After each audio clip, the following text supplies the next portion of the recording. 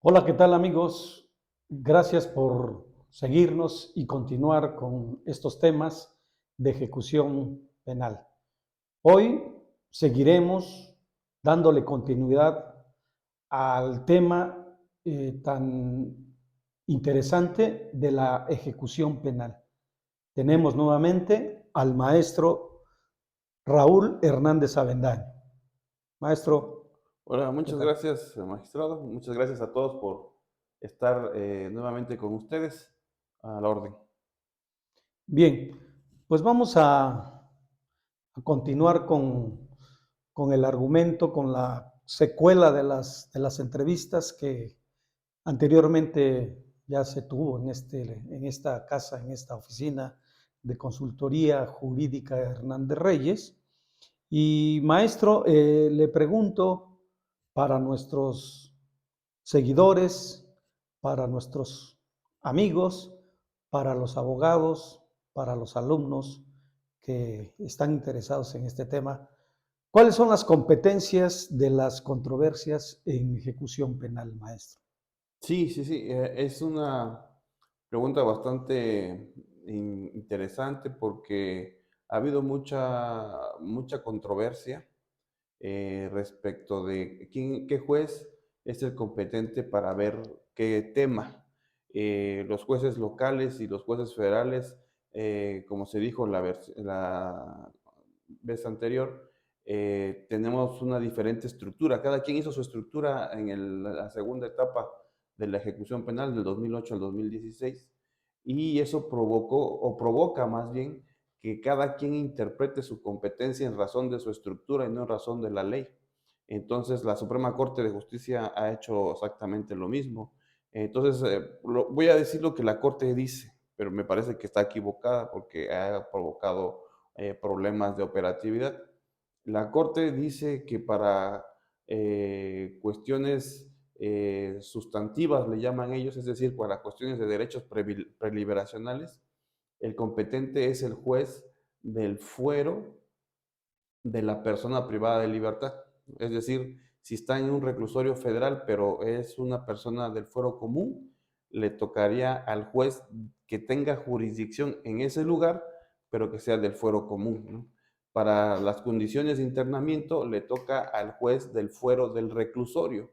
Uh Entonces -huh. ahí quiere decir que si es una persona, no importa de qué fuero sea su proceso, si está en un reclusorio del fuero federal, sería el juez federal que conocería las condiciones de internamiento. Y para traslados de excepción, le toca al juez del fuero del reclusorio, con estas mismas observaciones, y para los traslados voluntarios le toca al juez del fuero de la persona, es decir, del proceso en el cual la persona está siendo o fue procesado, ¿no? Entonces, todo esto ha ocasionado muchas contradicciones, porque uno diría, ¿por qué un traslado de excepción sí es fuero de reclusorio y por qué un traslado voluntario es fuero de la persona, del proceso de la persona que está ahí? Además de que no es del fuero de donde viene, sino es del fuero de la persona, fuero de la persona, del proceso de la persona está ahí privada, pero del juez que tiene competencia en ese lugar. O sea, un ejemplo sería, acá en Oaxaca tenemos el Ceferezo 13 que está en Miahuatlán. Ahí puede haber una persona, por ejemplo, que está en Zacatecas o que haya sido sentenciada en Zacatecas. Entonces, la persona que fue sentenciada en Zacatecas, si quiere un beneficio, le tocaría a el juez de Miahuatlán de Oaxaca, quien resolvería sobre su beneficio de preliberacional. Si quiere un traslado voluntario, sería el juez local de Miahuatlán, ¿no? El juez de Oaxaca, juez de ejecución de Oaxaca. Pero si es una condición de internamiento como su salud, visitas y alimentación, sanción disciplinaria, sería el juez federal. Y si quiere un traslado voluntario, sería el juez local. Y si quiere un traslado involuntario, el que va a calificar de legal es el juez federal, ¿no? Entonces, ahí todos estos conflictos que se han tenido son basados en las tesis que han sacado, pero aparte de eso le agrega todavía a la Corte otro ingrediente más que es que compleja o complica más las cosas, que todos estos criterios son siempre y cuando la sentencia haya quedado firme después de la expedición de la Ley Nacional de Ejecución Penal. Eso quiere decir que estos criterios, no sé, si quedó la sentencia firme antes de la ejecución penal, otra vez tenemos un vacío ahí porque ahí dice en la Corte que ahí sí sería el fuero de donde él viene. O sea, tiene que haber una uniformidad con el sistema normativo con el cual él viene, ¿no? Es decir, le tocaría al juez de Zacatecas resolver todo lo que estamos hablando ahorita, ¿no? A excepción de las condiciones de internamiento, que esas Ujú. sí, como son un tema nuevo, como veíamos en la clase pasada, un tema nuevo que la Ley Nacional de Ejecución Penal incorpora las condiciones de internamiento exclusivas para el juez de ejecución, esas sí quedaron al juez del fuero del reclusorio, ¿no? Entonces, ese tema nuevo que ya quedó superado. Los otros temas son los que están ahí pendientes, lo cual yo no estoy de acuerdo. Me parece que, me parece que la mejor forma es el fuero del reclusorio, que el juez del fuero del reclusorio sea el que resuelva las circunstancias sobre condiciones de internamiento y que el juez de donde se encuentra o donde fue sentenciado o donde es procesado resuelva las cuestiones de los beneficios o los derechos preliberacionales. ¿No? Me parece que esa es la tónica anterior y esa sería la que en este momento ayudaría a que la ley nacional avanzara. Y tal vez en un futuro, cuando desarrollemos más la ley nacional de ejecución penal, bajo este mismo concepto del juez del fuero del reclusorio, podamos avanzar a que el juez del fuero del reclusorio resuelva todo, condiciones de internamiento y beneficios también, pero se necesita primero hacer el pase o el impasse, digamos, o tiene que pasar necesariamente por esta primera opción de que el juez del fuero del reclusorio sea el que vea condiciones de internamiento y que el juez del donde viene la persona sentenciada o procesada sea el que resuelva derechos preliberacionales, ¿no? Y de ahí desarrollar otras ideas, pero así como están las de la Corte, me parece que revuelve mucho a las personas. Confunde a los abogados, a Sí, los administradores de justicia y a los propios imputados. sí, es complicado porque los mismos internos no saben a quién acudir, acuden ante todos los jueces que ellos conocen y los mismos jueces también tienen esa dificultad de decir, bueno, ¿yo cómo voy a notificar? Por ejemplo, si me piden un beneficio a alguien de Zacatecas, ¿cómo voy a notificar a la víctima que está en Zacatecas? ¿No? Tengo que hacer un exhorto para allá, si es más eficaz o no este sistema. Pero aparte, si me pide una prescripción de multa, una prescripción de reparación del daño, ¿cómo voy a aplicar yo el Código Penal de Zacatecas? ¿No? Siendo un juez de Oaxaca, ¿cómo voy a aplicar un Código Penal de Zacatecas? Y ahí el Poder Judicial Federal no ha dado respuesta, ¿no? Pareciera, y eso es una aportación propia, pareciera que la tesis que generó esta controversia dijera, ¿no? O pensó en decir, tú eres competente juez de Oaxaca de un sentenciado de Zacatecas que está en un reclusorio federal para un beneficio, siempre y cuando nada más sea un checklist, pues, es decir, siempre y cuando tenga todos los requisitos cumplidos y ya y pague la multa, pague la reparación del daño o no haya ninguna controversia sobre eso, entonces tú eres competente. Si hay controversia sobre eso, ahí no dijo nada. Entonces ahí tendríamos que ver otra vez qué dice la Corte para ver qué ocurre cuando me piden la prescripción de esto, ¿no? ¿Qué ocurre, por ejemplo, también cuando quieren cambiar de tipo penal? Es decir, el tipo penal de robo de vehículo, vamos a suponer que cambió de nombre, le ponen otro nombre, entonces, o otra pena, y también van con el juez de ejecución penal para decir, adecúamelo, ¿no? Entonces, pero ¿cómo aplicamos el Código Penal de esa entidad? Es el mismo problema exactamente. Ujú. Bien, maestro, ¿nos podría usted comentar sobre los beneficios o derechos de la ley de ejecución penal? Sí, creo que sí, magistrado. Aquí lo que habíamos practicado la vez pasada, para tener ese recordatorio, es que para nosotros debería ser desde el punto del hecho, desde el punto del que se cometió el delito. Para la Corte no, para la Corte dice que es desde el momento en que causó ejecutoria la sentencia, ¿no? Y esto tiene una razón de ser porque la Corte tiene su estructura, es decir, tiene su competencia antes de que saliera la Ley Nacional de Ejecución Penal en razón de cuándo causó ejecutoria su sentencia. Entonces la Corte quiere seguir con ese criterio porque su estructura está así. Por eso es que decíamos al principio que su estructura afecta su interpretación de la ley, ¿no?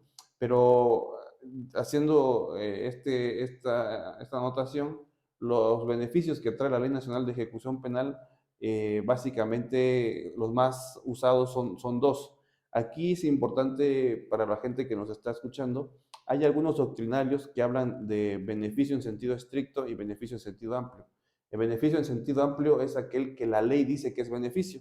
Por ejemplo, por política penitenciaria, la sustitución de la pena y los permisos humanitarios, ¿no? La ley dice que son beneficios, pero la doctrina dice que no son concretamente beneficios o derechos, no lo son, sino que en estricto sentido solamente habría dos, que son la libertad condicionada y la libertad anticipada.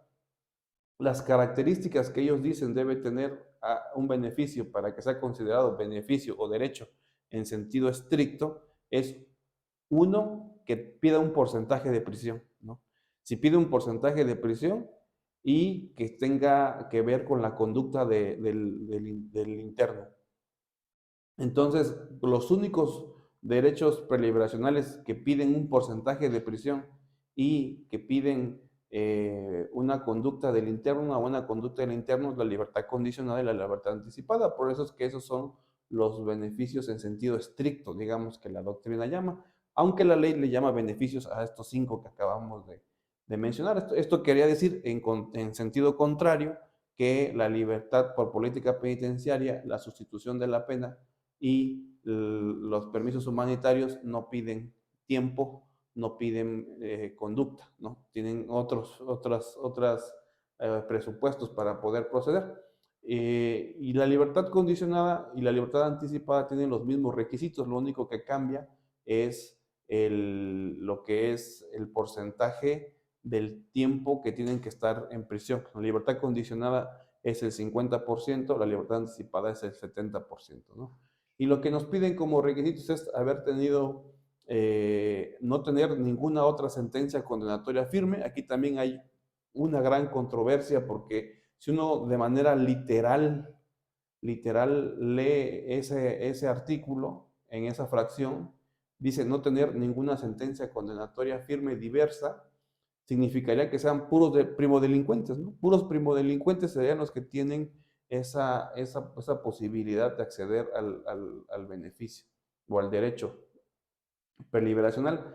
Pero hay otros en los cuales yo me considero que no podemos interpretar de manera aislada esa fracción primera, sino que hay una fracción sexta, me parece que es, donde dice no tener ningún proceso en el cual se tenga prisión preventiva. Entonces, si leemos las dos, es decir, si leemos las dos fracciones en armonía, ¿cuál sería la finalidad de la ley? Es decir, si se está diciendo no tener ninguna sentencia diversa a esta y además no tener un proceso en el cual tengas prisión preventiva, para mí significaría que la naturaleza de los requisitos es que se pueda materializar la libertad por el beneficio, ¿no? No significa que no tengas una sentencia de hace 20 años o de hace 15 años, ¿no? Que también viene a ver con cuestiones del artículo 14, ¿no? El artículo 14 respecto a la aplicación de la ley o retroactividad de la ley, porque a mí me surgiría la pregunta de decir, ¿a partir de cuándo es obligatorio la Ley Nacional de Ejecución Penal respecto de esa primera fracción, ¿no? Es decir, de su fracción primera de no tener otra sentencia condenatoria firme? Esto, en un ejemplo concreto sería, si yo en el 2005 tengo una sentencia condenatoria que ya cumplí y ahorita en el 2023 me dicen que no me pueden dar el beneficio por esa sentencia del 2005, la pregunta sería, ¿es vigente o es vigente este requisito para estas épocas de las sentencias? Es decir, la Ley Nacional de Ejecución Penal sale en el 2016 y en el 2016 es cuando le dice al ciudadano, mira, si tú tienes otra sentencia condenatoria, entonces ya no vas a tener el beneficio. Es decir, hasta el 2016 el ciudadano se entera, ¿no? Claro. Entonces uno diría, pues entonces no me puedes aplicar esta disposición para sentencias anteriores al 2016 porque yo no sabía que exigías ese requisito. Del 2016 para adelante, pues sí, porque ya es una ley vigente en la cual me comunica que yo no puedo tener otras sentencias condenatorias firmes, ¿no? Si no, sería algo como decir, todos aquellos que se graduaron en el 2005 ya no vale su título profesional, ¿no? Una ley que saliera ahorita, dije, pues no se puede, porque eso me lo hubieras dicho, sino, es un poco con el tema del plagio de tesis, ¿no? O sea, si no hay requisitos específicos de que se puede perder el grado por plagiar una tesis, no está regulado concretamente, uno podría decir, bueno, ¿qué tanto puedes aplicar retroactivamente eso si no se lo dijiste cuando se tituló? Es exactamente, me parece, lo mismo acá en este tema. Entonces, los requisitos serían no tener una sentencia condenatoria firme, buena conducta, cumplir con un plan de actividades, pagar la multa, la reparación del daño. Aquí también hay personas o hay juzgadores que dicen que no importa que esté prescrita, aunque esté prescrita la tienes que pagar porque según ellos lo ven como un beneficio, no como un derecho. Entonces, es el no estar en un proceso que tengas prisión preventiva, cumplir con el 50% de la pena de prisión para la condicionada, el 70% para la libertad anticipada y no ser un riesgo para la víctima o los testigos que depusieron en su contra, ¿no? Esos son básicamente los requisitos que establece la ley nacional para estos dos derechos preliberacionales, ¿no? Con estos comentarios que igual valdría la pena en su momento profundizar, pero que sí han provocado problemas respecto a qué tan garantista es la ley, ¿no? A cuál es la finalidad de los beneficios, ¿no? Bien, pues el tiempo es letal, se nos agota. ¿Y algo muy concreto que quiera usted agregar, maestro, respecto a estos dos temas? Sí, que ojalá, yo creo que falta la creación de modelos teóricos para la ejecución penal, ¿no? Yo creo que tenemos que crear un modelo teórico para la ejecución penal y después de eso saber interpretarla, poder interpretarla con respaldo al modelo teórico y no estarla interpretando a veces de manera literal, a veces de manera sistemática, a veces de manera garantista, a veces de manera del enemigo. Entonces, tener ya un modelo que impacte a toda la ejecución penal. Pues bien, amigos, es así como concluimos esta cápsula informativa sobre ejecución penal. Aprovecho para decirles que el maestro Raúl, si ustedes estuvieran interesados en alguna conferencia, algún curso, algún taller, ha sido una persona, un profesional que ha recorrido también parte de la República Mexicana, dando a conocer sus conocimientos, su experiencia, y si alguno de ustedes quisiera, con la única forma de desearlo es simplemente comunicarse a los teléfonos o al correo que están en la cintilla del video para que con el personal de consultoría jurídica Hernández Reyes se le dé información y pudiéramos contactar al maestro por si así fuera necesario. Muchas gracias a todos los que nos escuchan, nos siguen y hasta pronto nos estamos viendo.